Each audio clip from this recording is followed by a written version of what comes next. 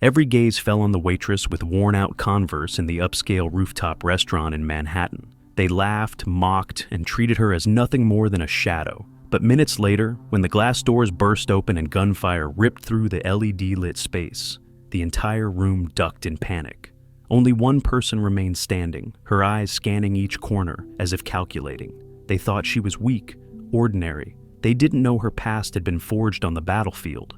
And tonight, that truth would force everyone to see her differently. Skyline was a famous rooftop restaurant in Manhattan where a single dinner could cost thousands of dollars, and laughter wasn't just for amusement, it was for status. LED lights reflected off glowing martinis, and bottles of Napa Valley wine were opened like a ritual of wealth.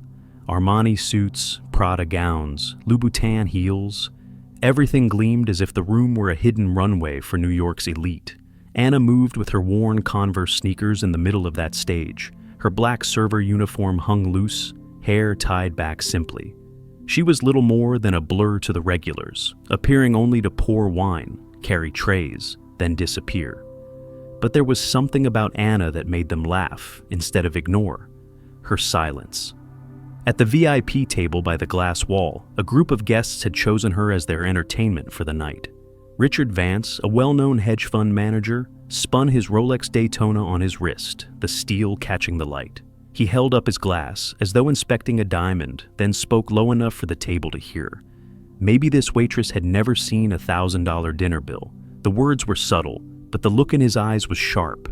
His wife Candace, in a tight red dress, added coolly, "She probably only knows Starbucks. How could she understand Napa Valley wine?" It sounded light, but cut deep, and the table erupted in laughter. Across from them sat Derek, a newly affluent crypto investor, and Lauren, his blonde girlfriend with diamond earrings. They laughed louder than necessary. Lauren twirled her glass, murmuring casually, "Those Converse must have been bought on clearance." Anna didn't answer. Her face didn't change. The tray in her hand remained steady as she set it down without a sound. But her silence made the laughter spread faster. Her quiet became a strange mark in a room shimmering with wealth. And prey is always easiest to hunt when it doesn't fight back. At the bar, Jenna, a young coworker with heavy makeup and eyes craving attention, glanced at Anna and fired another dart. If you smiled more, you'd get better tips. It sounded like advice, but shoved Anna a step lower. A few guests overheard and chuckled. Jenna was pleased when Anna only set down the water pitcher, saying nothing. Greg, the restaurant manager, thin, sweat-soaking his white shirt, hurried over. He tugged Anna's arm as she was about to walk away, his voice low and rushed. "Stay away from the VIP table. They pay to be served, not to see you standing around." He didn't care what they said, only that the high rollers didn't leave. Among them all, only one pair of eyes looked at Anna differently. Miguel, the 19-year-old Latin busboy, hunched over picking up plates. He watched Anna with a mix of admiration and confusion. Since starting, he'd always seen her endure the mockery without flinching, keeping her rhythm like nothing happened. To Miguel, that silence wasn't weakness. It looked like discipline, a strength he didn't yet understand. But the rest of the room thought otherwise. To them, Anna was the place to dump contempt without risk. Every sly comment, every mocking smile was another invisible chain tightening around a woman just trying to finish her shift. The air grew heavier. Jazz was still played, and glasses still sparkled, but under the gloss, an unseen pressure was built. The laughter grew louder, the jabs sharper, the stares heavier, as if they were waiting for her silence to finally break. What none of them knew was that her silence wasn't empty. It was only a shell, hiding instincts forged in fire, instincts that, once awakened, no one in that room would be ready for. Jazz still flowed from the Bose speakers, but something in the air was offbeat. The VIP table's laughter rose louder, sharper, deliberately drowning out the music. Every time Anna walked by, the remarks cut thin and precise. Not blunt, but wrapped in the disguise of jokes. Richard Vance, his silver hair slicked back, spun the Rolex Daytona again and lifted his glass like he was appraising art. Tilting his head, he spoke loudly. "I doubt this waitress has ever even seen a bottle of Napa Valley." The table chuckled, not loudly, but enough to push Anna lower. Candace adjusted her Birkin bag at her side, giving Anna a quick glance as if she were a knockoff accessory.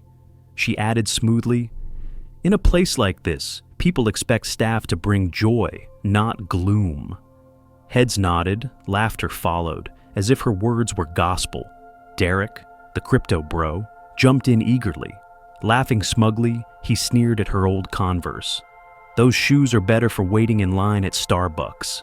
Lauren giggled beside him, flashing the new diamond bracelet she'd bought, widening the gap even further. Anna stayed quiet. She set the bottle down with flawless precision and walked away. But that very composure made the laughter travel farther. In a room where everyone was performing power, her silence was a mirror, and they wanted to shatter it. At the bar, Jenna kept feeding the fire.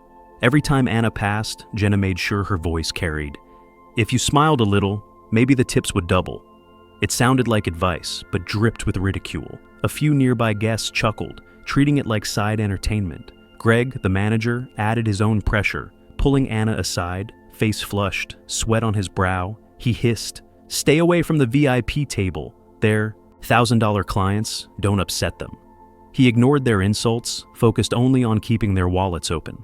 Anna gave a slight nod, without argument, and returned to work. Through all the sneers, one pair of eyes lingered. Miguel, the Latin busboy, arms full of plates, quietly watching. He'd never seen anyone absorb so many sharp strikes without cracking. To him, Anna's silence wasn't frailty.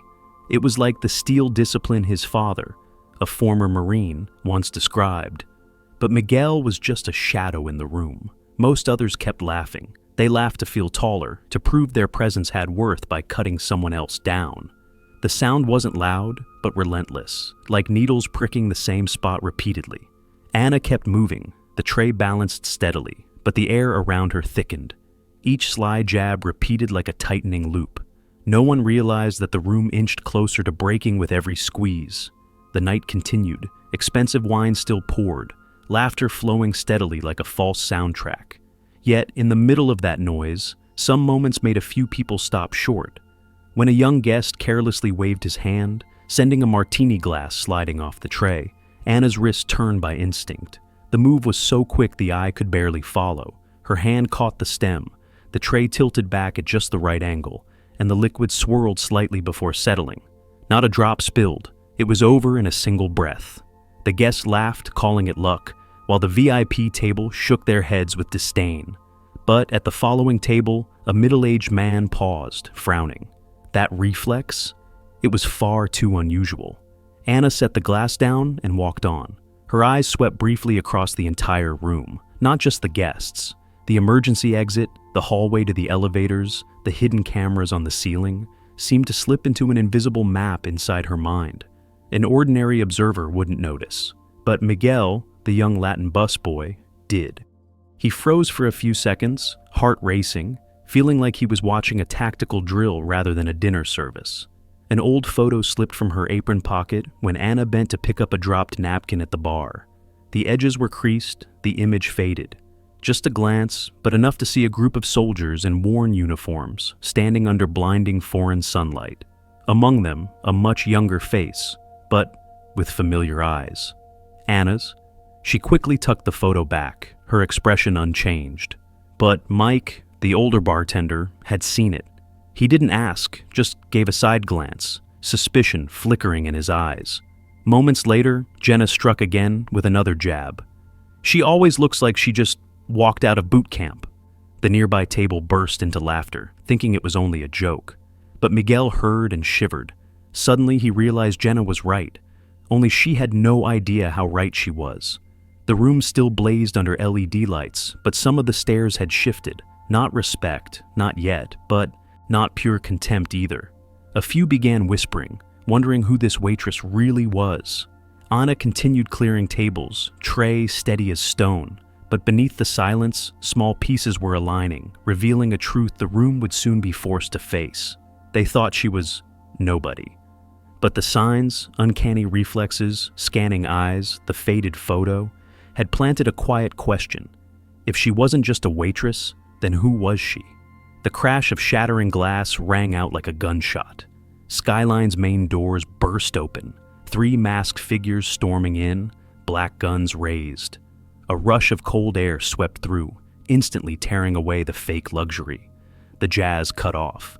Glasses toppled and smashed against the polished wood floor. In a heartbeat, the room descended into chaos. The proud VIPs dove under tables, Prada gowns dragging through spilled martinis. Richard clutched his Rolex like a lifeline. Candace clung to her Birkin as though it were a life raft. Derek trembled uncontrollably while Lauren sobbed, mascara running in black streaks. Amid the panic, Anna stayed standing. The empty martini tray in her hand didn't tremble. Her eyes swept quickly. 3 men, 2 pistols, 1 knife strapped at the waist, exits blocked. A map unfolded in her mind, each breath measured. The leader pressed his gun to her face, shouting, demanding she kneel. The whole room stared at her, eyes mixing fear and anger. Why wouldn't she bow like the rest? 1 second stretched taut like a wire. Then Anna tilted her shoulder. In a flash, she twisted his wrist back, the gun clattering hard to the floor. The silver tray in her hand swung across, smashing against his temple with a sharp metallic crack. He dropped like a sack of sand, unconscious. The second man flinched, gun shaking in his grip. Anna lunged toward a nearby table, seizing a bottle of red wine. She hurled it straight into his face. The glass shattered, shards sticking into his shoulder, red liquid spilling like blood. While he staggered, she closed in, knocked his arm hard, the gun fell, and she drove her knee into his gut. He folded gasping, crashing across a table, dishes shattering around him. The third pulled his knife and charged, but as he came within a step, his eyes widened. Recognition. He choked out her name. Carter? The hesitation broke his stride. Anna seized it. She pivoted, caught his knife hand, twisted hard. The blade flew free, flashing under the LED lights, then embedded in the tabletop. She swept his legs, sending him crashing backward, skull thudding against the floor with a sick crack. Not even 20 seconds had passed. 3 men lay crumpled on the wooden floor, groaning or unconscious. Anna breathed steadily, every movement efficient. She set the silver tray back on the table, lowered the knife gently as if laying down a dish. The air froze. The room held its breath. The same people who had mocked her now trembled under tables, daring only to peek. They all saw the same truth. The woman they had dismissed had just crushed a nightmare in a handful of breaths. The LED lights still glowed, but no longer illuminated the gowns and jewelry. They shone instead on her calm face, on the sharp, unyielding eyes of Anna, eyes that belonged not to a nobody waitress, but to a soldier who had once walked out of war. Police flooded Skyline, the street's crackle of radios and sirens echoing inside. The 3 gunmen were bound and dragged out of the dining room, but the air inside was still heavy as stone. The guests who had been trembling now whispered, avoiding each other's eyes. No applause, no thanks. Instead, murmurs drifted. "She's dangerous." No normal person could fight like that. They searched for any explanation that might cover their shame. Anna stood in the middle of the wrecked room. Glass and red wine were smeared on the floor like a chaotic painting. She bent down to pick up the napkin that had fallen earlier, the once white cloth now stained crimson, identical to a distant memory. The flash returned. A scorching afternoon in Afghanistan, sunlight beating down on blistering sand, the sound of a helicopter fading, dust curling into the air. Beside her, a young comrade collapsed, blood soaking through an old white handkerchief. Before closing his eyes, he gripped her hand tightly, voice trembling. "Live a normal life. Don't let the war stay in your heart forever." Anna had kept the promise. She folded the memory tight, locked her medals in a wooden box, and left the military to disappear into an ordinary life. Each restaurant shift was a way to stretch the distance from her past. But when a gun was pressed to her forehead, her body had moved on its own. Not to be a hero, but because instinct carved by war never fades. An older police officer entered, face weathered, a long scar along his temple. He froze when he saw Anna, eyes wide in shock. He called her name, then spoke her old rank. "Sergeant Carter." His voice caught, memory flashing clear. She had once pulled him from an alley in Kabul, moments before it exploded. That recognition spread across the room, leaving everyone stunned. There was no denying it now. The woman belittled all evening was a former Special Forces soldier who had survived places they could never imagine. A silver-haired lady slowly rose. Still trembling, she extended toward Anna the wine-stained napkin she had dropped. Her eyes no longer mocked, only awkwardness and respect. Anna accepted it, folded it neatly, and gave a slight nod. No words, yet the entire room felt the weight of it. Candace nervously adjusted her necklace, unable to lift her head. Derek clutched his glass, eyes darting away. Lauren fussed with her smeared makeup, unable to force a smile. And in the corner, Miguel looked at Anna, chest rising and falling, as if seeing an actual role model for the first time. Anna didn't justify herself. She only said, voice low, almost to herself, "I just want a normal life." Then silence. At that moment, the tension in the room softened, and it was replaced by another kind of quiet. No more laughter, no more barbed remarks. Only one truth remained. The woman they had mocked had protected them, and the dignity they had trampled still stood firm, calm, and undeniable. The shards of glass had been cleared away, but the atmosphere inside Skyline remained thick. Guests rose one by one, straightening dresses and jackets, trying to hide spilled wine or hands that still trembled. No one dared speak to Anna. Some whispered excuses. She must have trained somewhere. Others stayed silent, uneasy as they recalled laughing at her less than an hour before. Anna stood by the bar, folding the wine-stained napkin neatly, eyes distant. She wasn't looking for anyone's gaze, nor hoping for gratitude. Tonight had only proven one thing. The combat instinct had never left her, no matter how hard she tried to live as someone ordinary. At that moment, a figure stepped out from the corner. James Colton, the tech billionaire, had been silently watching.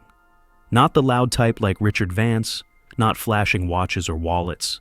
Colton had endured a public failure years ago, and since then had learned to read people through the most minor details.